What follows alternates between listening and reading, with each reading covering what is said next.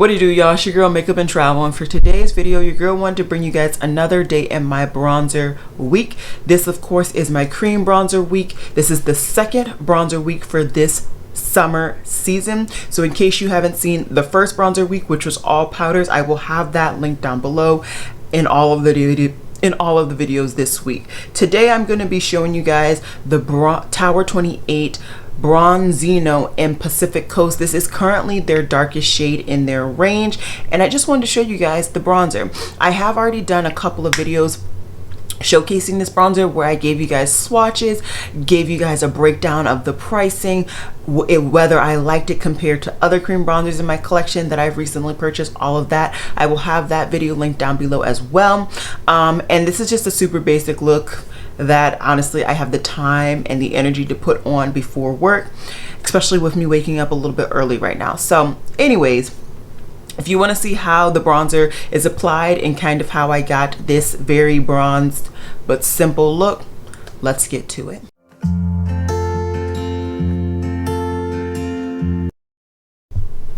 Okay guys, so I wanted to bring you guys day 3 of cream bronzer week, and today what I wanted to do is go ahead and show you guys the darker of the two Tower 28 bronzers. This one is the Pacific Coast bronzer, so this is the darkest bronzer that they have in their range. I already have foundation and concealer on.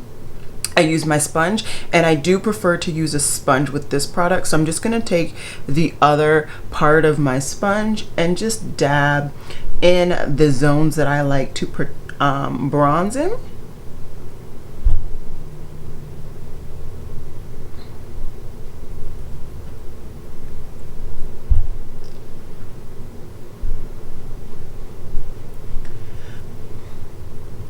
As with almost every other cream product, cream bronzer in general, the more you apply, the darker the area it can actually become. I think that I have applied a good amount. As you can see, it's not too opaque, but it also blends in really nicely. Overall, I just think this blends in really nicely. You can see I didn't put too much effort in, and I did not speed it up at all, and I'll do my best not to cut out any of that so you can see the actual application time that it takes, because it really doesn't take much time. So what I'm gonna do now is hop off camera. I need to set my whole base, get ready for the rest of my work day, and then I'll come back with my e.l.f. bronzer on top so you guys can see what it looks like with that bronzer in conjunction. So I'll be back in just a minute. Alrighty guys, so this is the finished look.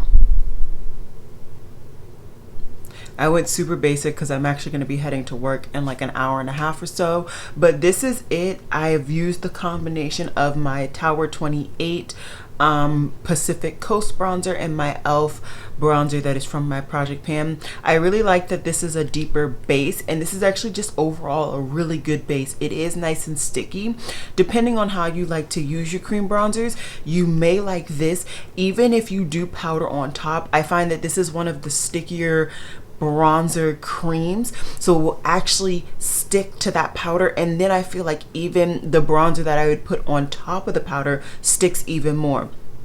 Or if you're one of those people who only set their cream bronzer with an actual powder bronzer, you may not particularly love this too much, because then you're gonna have the oils from this product, the oils from your skin, all on your brush, and you may have to clean your brush a little bit more. So overall though, personally, I prefer this shade to the other shade. I'll be showing you guys the other shade that I have, which is Best Coast tomorrow.